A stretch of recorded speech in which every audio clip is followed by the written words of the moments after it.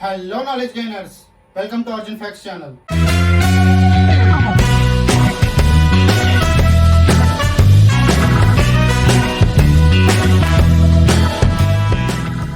30th May 2023 China ఇంచుమించుగా 10 kilometres లోతు వరకు భూమిని బోర్హోల్ వేయడం స్టార్ట్ చేసింది. వీళ్ళ ఎస్టిమేషన్ నెక్స్ట్ 1.5 years అంటే 2025 లోపు కంప్లీట్ చేయాలని ప్లాన్ చేసింది. ఈ హోల్ చాలా పెద్దది. వరల్డ్ మొత్తంలో చాలా deepest bore hole Kola super bore hole. ఇది కేవలం 2 కిలోమీటర్ల వరకే దూరం ఉంటుంది. ఆ 2 కిలోమీటర్ హోల్ ని తవ్వడానికి రష్యాకి 20 years పట్టింది. అది కూడా చాలా హై టెంపరేచర్స్ వల్ల డ్రిల్ మిషన్ పాడైపోయింది. ఇంకా ప్రాజెక్ట్ కూడా మధ్యలోనే ఆగిపోయింది. కానీ చైనా ఇంకోవైపు ఇలాంటి బోర్ ని ఎందుకు తవ్వాలనుకుంటుంది అనేది చాలా తక్కువ మందికి తెలుసు. ఇక్కడ మేజర్ ఇష్యూ ఏంటంటే చైనాలో ఎనర్జీ క్రైసిస్ ఎక్కువైపోయాయి. సిచ్యువేషన్ ఎలా ఉందంటే లాస్ట్ 11 years లో చైనాలో ఎలక్ట్రికల్ ఎనర్జీ కన్జంప్షన్ 256 కన్నా ఎక్కువ ఉంది. వాళ్ళ రైవల్ దేశమైన యుఎస్ఏ కంటే డబుల్ ఎనర్జీని కన్జ్యూమ్ చేస్తుంది. దీని ఇంపాక్ట్ ఎలా పడిందంటే చైనాలో ఫ్రీక్వెంట్ గా పవర్ లోడ్ ఇష్యూస్ వస్తున్నాయి. కానీ ఇప్పుడు క్వశ్చన్ ఏమొస్తుందంటే చైనాలో 10 కిలోమీటర్ లోటు భూమిని తవ్వితే వీళ్ళ ఎనర్జీ క్రైసిస్ సెట్ అవుతాయా? ఈ టాపిక్ గురించి ఈ రోజు ఈ వీడియోలో డిస్కస్ చేద్దాం. వీడియో స్టార్ట్ చేసే ముందు ఈ వీడియో కనుక మీకు నచ్చినట్టయితే లైక్ చేసి షేర్ చేయండి. అలాగే మీ ఒపీనియన్ కామెంట్ రూపంలో తెలపండి. మన ఛానల్కి ఎవరైనా కొత్తగా వచ్చినట్టయితే మరిన్ని ఇంట్రెస్టింగ్ వీడియోస్ కోసం ఛానల్ సబ్స్క్రైబ్ చేసుకొని బెల్ సింబల్ యాక్టివేట్ చేసుకోండి. చైనా 10 కిలోమీటర్ లోతులో భూమిని తవ్వితే ఎనర్జీ క్రైసిస్ అన్ని తగ్గుతాయా అనే క్వశ్చన్ కి దానికి ఆన్సర్ వాళ్ళ ఎనర్జీ క్రైసిస్ తగ్గడానికి చాలా ఎక్కువ ఛాన్సెస్ ఉన్నాయి. ఇది ఎలా సాధ్యం అనేది నేను ముందు చెప్తాను. దానికంటే ముందు రష్యా కంటే ముందు ఈ రోజు వరకు భూమిని అంత లోతు ఎవరు తవ్వలేదు. ఇన్ఫాక్ట్ సౌదీలో డీపెస్ట్ ఆయిల్ వెల్ ఉంది. అది 4000 meters లోతు వరకే ఉంటది. అది కూడా చాలా లోతు. సౌదీలో ఆల్రెడీ ఆయిల్ ఉంది. కానీ చైనాలో ఆయిల్ దొరుకుతుందా?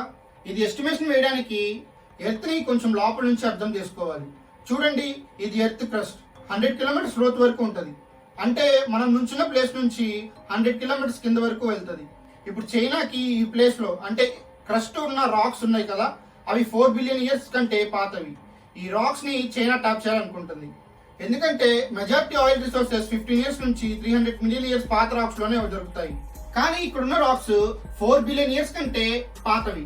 ఒక్కసారి ఆలోచించండి, చైనా అదే ప్లేస్ లో చాలా లోతుగా భూమి తవ్వితే చాలా ఎక్కువ ఛాన్సెస్ ఉన్నాయి ఆయిల్ రిసోర్సెస్ దొరకడానికి. అసలైన విషయం ఏంటంటే చైనా ఆల్రెడీ 2021 నుంచే ఈ నేచురల్ రిసోర్సెస్ ని ఎక్స్ట్రాక్ట్ చేయడం స్టార్ట్ చేసింది. చైనాలో షింజియాంగ్ కంపెనీలో చైనీస్ స్టేట్ ఓన్ కంపెనీ సినోపెక్ 8500 మీటర్ల లోతు తవ్వింది. ఇందులో నుంచి ఎంత ఎక్కువ ఆయిల్ రిసోర్సెస్ వచ్చాయంటే చైనా 2 years వరకు ఎలాంటి ఆయిల్ ఇంపోర్ట్స్ లేకుండా సర్వే అవ్వగలదు. అందుకే ఇది కూడా ఒక మేజర్ రీజన్. చైనాలో షింజియాంగ్ ప్లేస్ లో ముస్లిమ్స్ ఉంటారు. అక్కడున్న 2 million ఉయ్గురీ ముస్లిమ్స్ ని డిటెన్షన్ సెంటర్స్ లో క్యాంప్స్ లో వేసి అక్కడ ఉంచారు. చాలా ఉయ్గురీ ముస్లిమ్స్ ప్రొటెస్ట్ చేయడం కూడా స్టార్ట్ చేశారు. వాళ్ళ ఫ్రస్ట్రేషన్ ఏ లెవెల్ వరకు వెళ్ళిందంటే షింజియాంగ్ లో చాలా సెపరేటర్స్ ప్రొటెస్టర్స్ గ్రూప్స్ కూడా ఫామ్ చేసుకున్నారు. కానీ ఈ విషయం చాలా పెద్దదయ్యే ముందే చైనా ఈ రెబిలియన్స్ ని క్యాప్చర్ చేసి డిటెన్షన్ సెంటర్స్ లో వేసేసింది. ఇదే ఎక్స్ప్లోటేషన్ ఈ రోజు వరకు జరుగుతూనే ఉంది. ఇంకా చైనా ఎనర్జీ క్రైసిస్ గురించి చూస్తే ఈ క్రైసిస్ నుంచి బయటపడడానికి చైనాకి కోల్ అండ్ నేచురల్ గ్యాస్ కావాలి. అన్ఫార్చునేట్ గా ఈ దేశం ఆస్ట్రేలియా, మలేషియా, ఖతార్ నుంచి ఇంపోర్ట్ చేసుకుంటున్నారు. ఇంపోర్ట్స్ గురించి మాట్లాడుకుంటే చైనాకి టోటల్ ఎనర్జీలో 60% ఇంపోర్ట్స్ చేసుకోవాల్సి వస్తుంది. అంటే చైనా వేరే కంట్రీస్ మీద చాలా డిపెండ్ అయిపోతుంది. ఈ విషయం China natural resource minister open గా చెప్పారు. ఇలా వేరే దేశం మీద ఎనర్జీ కోసం డిపెండ్ అయితే చైనా నేషనల్ సెక్యూరిటీ రిస్క్ అయ్యిద్దని చెప్పారు. ఎలా అయితే రష్యా వాళ్ళ శత్రు దేశాల నుంచి కనెక్షన్ ఆపేయడానికి చాలా కంట్రీస్ కి ఆయిల్ ఇవ్వడం ఆపేసిందో, అలాగే చైనాకు కూడా ఇలాంటి భయమే ఉంది. వీళ్ళ మీద పెరుగుతున్న హేట్రేట్ వల్ల ఒకవేళ ఆస్ట్రేలియా, మలేషియా, ఖతార్ కూడా వాళ్ళ ఆయిల్ రిసోర్సెస్ కి చైనాకి ఇంపోర్ట్ చేయడం ఆపేస్తే ఏమవుతుందని. అందుకే చైనా వాళ్ళ స్టేట్ ఓన్ కంపెనీ అయిన సినోపెక్ ఇంకా 2 ఆయిల్ ఎక్స్పోర్టేషన్స్ కంపెనీస్ పెట్రో చైనా, సిఎన్ఓఓసి మీద హెవీగా ఇన్వెస్ట్ చేసి వాళ్ళని షింజియాంగ్ ప్లేస్ లో ఆయిల్ ఎక్స్పోర్టేషన్ కి వదిలేసింది. ఈ ప్రాజెక్ట్ కోసం చైనా 2000 tons వెయిట్ గల హెవీ మిషనరీస్ ని నిర్మించింది. ఇప్పటి వరకు డీపెస్ట్ రష్యన్ హోల్ ని తవ్వడానికి యూజ్ చేసిన మిషనరీస్ కంటే చాలా అడ్వాన్స్డ్ మిషనరీస్ యూజ్ చేస్తున్నారు. మీకు తెలుసో లేదో, భూమి కింద టెంపరేచర్ ఇంకా ప్రెషర్ చాలా ఎక్కువ ఉంటుంది. ఎంత ఎక్కువ ఉంటుందంటే పెద్ద పెద్ద ఐరన్ మెటీరియల్స్ కూడా ప్రెషర్ ఎక్కువ అయి పగిలిపోతాయి. అందుకే హై టెంపరేచర్ ప్రెషర్ తట్టుకునేలా మిషనరీస్ ని డిజైన్ చేయాల్సి వస్తుంది. కోలాలో యూజ్ చేసిన మిషనరీస్ 180 degrees ప్రెషర్ తట్టుకునేలా డిజైన్ చేశారు. కానీ చైనా నిర్మించే మిషనరీస్ 200 degrees టెంపరేచర్ ని ఈజీగా తట్టుకునేలా రెడీ చేస్తున్నారు. ప్రెషర్ గురించి మాట్లాడితే ఈ మిషనరీస్ 1300 times ప్రెషర్ ని తట్టుకొని పనిచేసే క్యాపబిలిటీ ఉంది. ఇంత అడ్వాన్స్డ్ మిషనరీస్ అవడం వల్ల పని కూడా చాలా త్వరగా చేస్తుంది. అలాగే కోలాపూర్ హోల్ ని తవ్వడానికి 20 years పట్టింది. కానీ చైనా రెడీ చేస్తున్న ఈ అడ్వాన్స్డ్ మిషనరీస్ కేవలం 1.5 year లోనే ఈ ప్రాజెక్ట్ ని కంప్లీట్ చేసింది. ఈ ప్రాజెక్ట్ కోసం చైనా వాళ్ళ 5 years ప్లాన్ లో ఈ మిషనరీ గురించి మేజర్ ఎజెండాగా చెప్పారు. ఈ ప్రాజెక్ట్ లో భాగంగా సింజియాన్ సిటీలోనే కాదు, చైనా వాళ్ళ మొత్తం కంట్రీలో సర్వీస్ చేసింది. ఈ సర్వే వల్ల మొత్తం అండర్ గ్రౌండ్ ఏరియాలో పొటెన్షియల్ న్యాచురల్ రిసోర్సెస్ వెతకడం ఈజీ అయింది. కానీ చైనా ఈ మాసివ్ యాక్షన్ ని ఎలాంటి ఎక్స్ట్రా ఇన్ఫర్మేషన్ ఎవరికి చెప్పకుండా చాలా సీక్రెట్ గా ఉంచింది. అందుకే ఈ ప్రోగ్రామ్ గురించి ఎక్కువ డీటెయిల్స్ బయట ఎక్కడా లేవు. కానీ మనం హిస్టారికల్ గా చూసుకుంటే ఇలాంటి ప్రాజెక్ట్స్ చాలా వరకు ఫెయిల్ అయ్యాయి. కోల్డ్ వార్ జరిగే టైంలో యుఎస్ఏ, యుఎస్ఎస్ఆర్ వాళ్ళ బలం చూపించేందుకు స్పేస్ రేస్ లో ఒకరితో ఒకరు బాగా పోటీ పడ్డారు. సడన్ గా వార్ భూమి మీద ఇంకా భూమి కింద వరకు వెళ్ళింది. ఈ టెర్మినాలజీ మీరు విని ఉండరు, కానీ ఇది నిజం. అప్పటి కాంపిటీషన్ పేరు the deep earth race. Russia గురించి మనకి తెలుసు. 1200 feet లోతులో కోలాపూర్ హోల్ ని 20 years టైం తీసుకుని తవ్వారు. కానీ యుఎస్ఏ ఏం వెనక్కి తగ్గలేదు.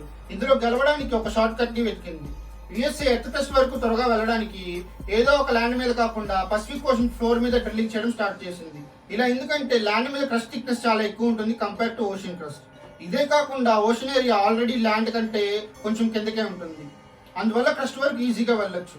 కానీ మొత్తం తవ్వడానికి 5 years $40 million ఖర్చు పెట్టాక కూడా యుఎస్ఏ కేవలం 183 meters వరకు డ్రిల్ చేయగలిగారు.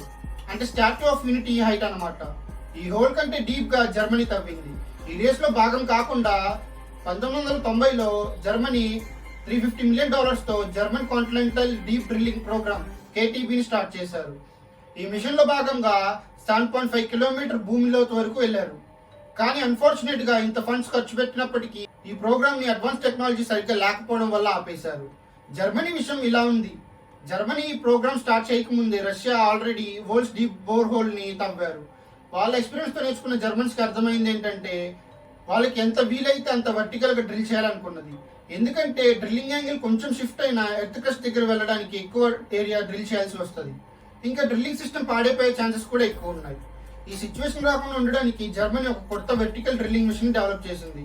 ఇక్కడ టెక్నాలజీస్ చాలా సింపుల్. ఒక డ్రిల్ ని స్ట్రైట్ లైన్ డ్రిల్ చేసుకుంటూ వెళ్ళేలా డిజైన్ చేసింది. ఈ సిస్టమ్ చాలా బాగుంది.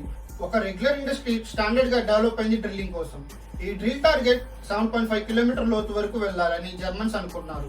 కానీ డ్రిల్ 1.5 kilometer డీప్ వరకు వెళ్ళాక ఆ డ్రిల్లింగ్ మిషన్ వర్టికల్ లైన్ నుంచి 200 meters పక్కకి జరిగింది. ఇంకా కొన్ని రోజులు పని చేస్తూ ఒక్కసారిగా ఈ డ్రిల్ మిషన్ పనిచేయడం ఆగిపోయింది. ఇప్పుడు చైనా మొత్తం ఫెయిల్యూర్స్ ని అబ్జర్వ్ చేసి వాటి నుంచి నేర్చుకుంది. ఎలాంటి లూప్ హోల్స్ లేకుండా వాటి మీద వర్క్ చేసింది. నేను ముందే చెప్పా కదా, అడ్వాన్స్ టెంపరేచర్ ని ప్రెజర్ ని తట్టుకునేలా డ్రిల్స్ ని డెవలప్ చేశారని. ఆల్రెడీ 8 kilometer లోతుగా డ్రిల్ చేసి ఇది బాగా వర్క్ అవుతుందని ప్రూవ్ చేశారు.